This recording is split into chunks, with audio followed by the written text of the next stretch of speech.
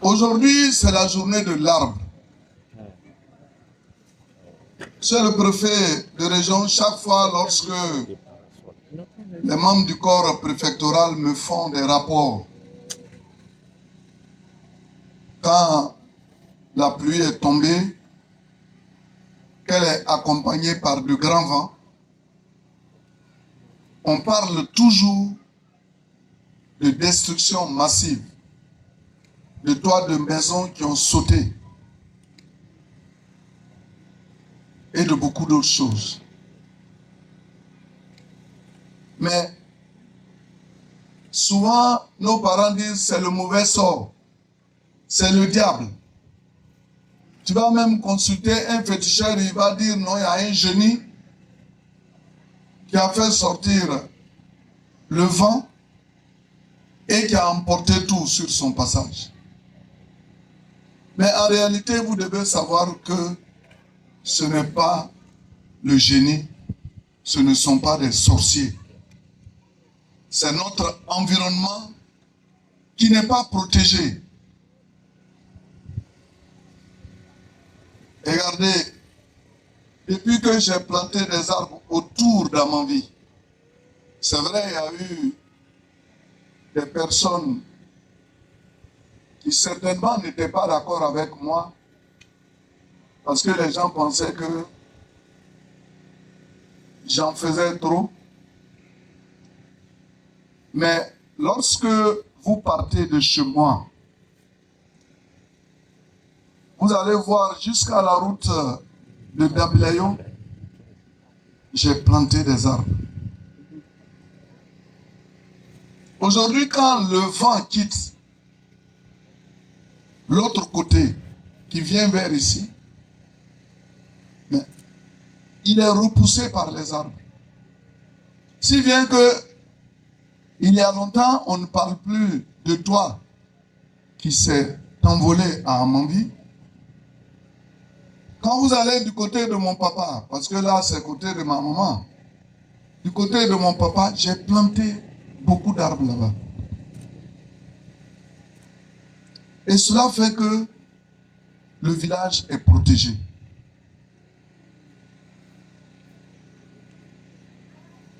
Le village est protégé, si bien que nous sommes à l'abri de toutes sortes de dégâts.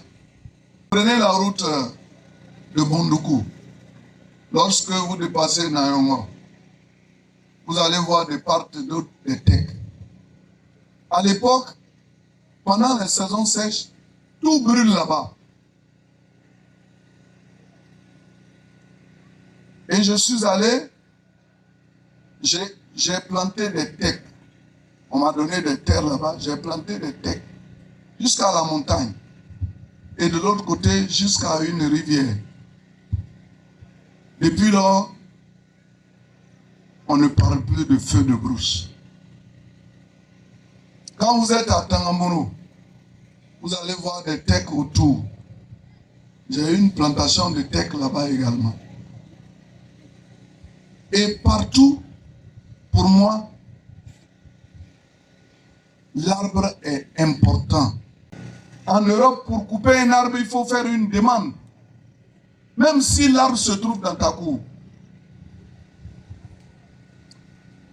Et les parents sont là. Dans toutes mes plantations, vous allez voir que j'ai fait des abris entre les arbres pour sécuriser les arbres. Parce que pour moi, l'arbre est important. Baudelaire, un poète de la littérature française, a dit que la nature est un temple où de vivants piliers laissent parfois sortir de confuses paroles. Mais quand il dit, donc mon discours va être gravé sur ce poème, quand il dit que la nature est un temple où de vivants piliers, les piliers, il fait allusion à quoi? Aux piliers qui sous-tendent l'église. Tout comme les piliers qui sous-tendent la nature, que sont les arbres. Parce que s'il n'y a pas d'arbres, dans la nature, dans notre environnement, nous ne pouvons pas résister.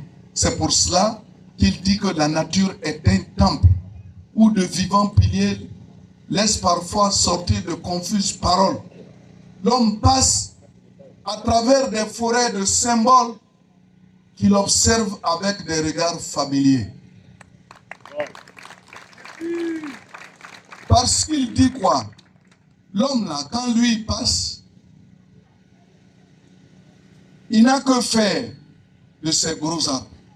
Et pourtant, les arbres observent l'homme avec un regard familier pour dire: je fais partie de ton patrimoine. Je suis une partie de toi. Donc ce sont les arbres qui devraient attirer les hommes. Ce ne sont pas les hommes qui doivent attirer les arbres. Et il poursuit pour dire: comme de longs échos qui de loin se confondent, les parfums, les couleurs et les sons se correspondent. Mais quand vous entrez dans une forêt, regardez les couleurs que vous voyez. Il y a le vert. Et vous avez dit: ma main est verte. Vous allez voir les fleurs. Et quand il parle, donc les parfums, ce sont les senteurs des arbres, des feuillages. Quand vous allez, les sons, sous le fait du vent qui passe et de l'air ambiant, vous sentez un bruit. On a l'impression qu'il y a une mélodie, qu'il y a de l'orchestration. Et pourquoi tout à l'heure, le lieutenant-colonel a dit qu'on va planter des arbres pour permettre aux élèves non seulement d'avoir un abri, mais d'y être pour pouvoir réfléchir. Et maintenant, il parle des sons. Les sons. Les sons des oiseaux. Et depuis que j'ai fait ce barrage, on a toutes sortes d'oiseaux qui viennent pour s'abreuver. C'est ça la nature. Nous devons la protéger. Et le lieutenant-colonel a parlé. L'autre jour, on est allé dans mon champ de cacaoyer. On a pris les photos, mais moi, je n'ai jamais vu ça. Sur le tronc du cacaoyer, vous n'allez même pas voir la couleur du cacaoyer, tellement il y a des fruits autour. Mais pourquoi?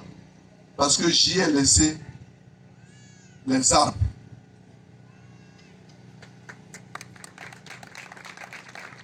Donc faisons en sorte que cette nature que vous voyez là soit le temple où les vivants piliers laissent parfois sortir de confuses paroles.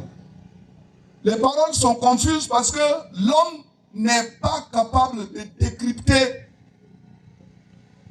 les paroles qui en sortent. Et c'est pour cela que vous voyez l'homme en train d'abattre l'arbre pour en faire du charbon, pour en faire du fagot. Souvent même pour faire sa plantation, il abat tous les arbres.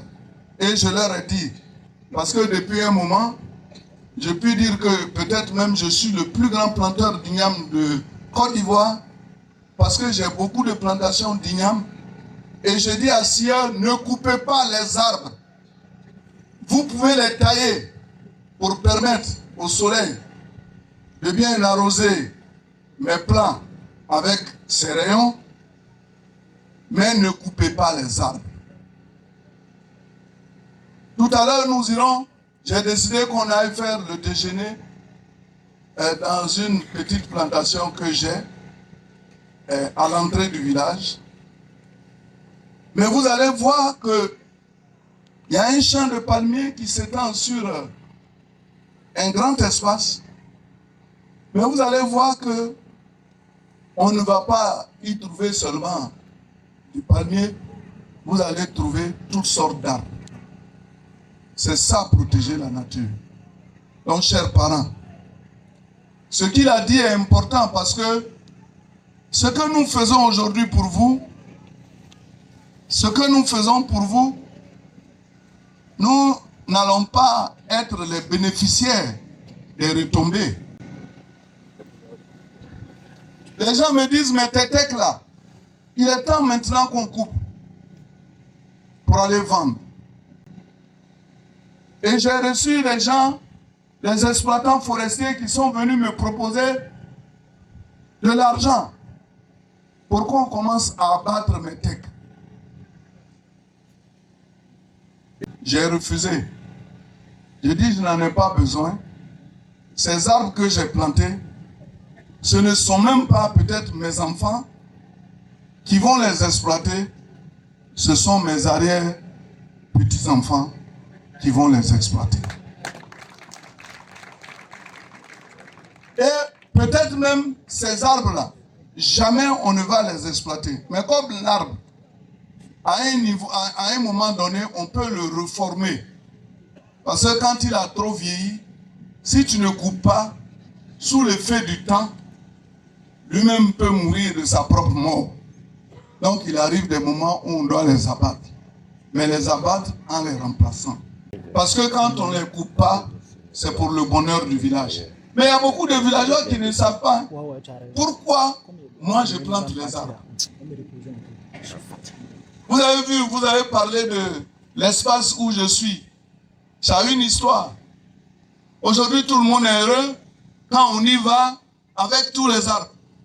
Mais les gens étaient en train de couper pour en faire des plantations. Je les ai arrêtés. Ça a pris le temps que ça doit prendre. Moi-même, j'ai fait du reboisement. J'ai fait des EVA. J'ai fait les tecs. J'ai fait des palmiers. Tout ça pour sauver cette terre. Mais j'y ai également construit. Pourquoi on ne dit pas non, il prend nos terres pour faire son champ? Parce que moi j'ai besoin de terre ici pour faire champ. Quand j'ai besoin de terre pour faire champ, je vais là où il y a les terres. Ici, là, on n'a pas de terre pour faire des champs. Donc les parents, les arbres là, il faut les protéger. Maintenant,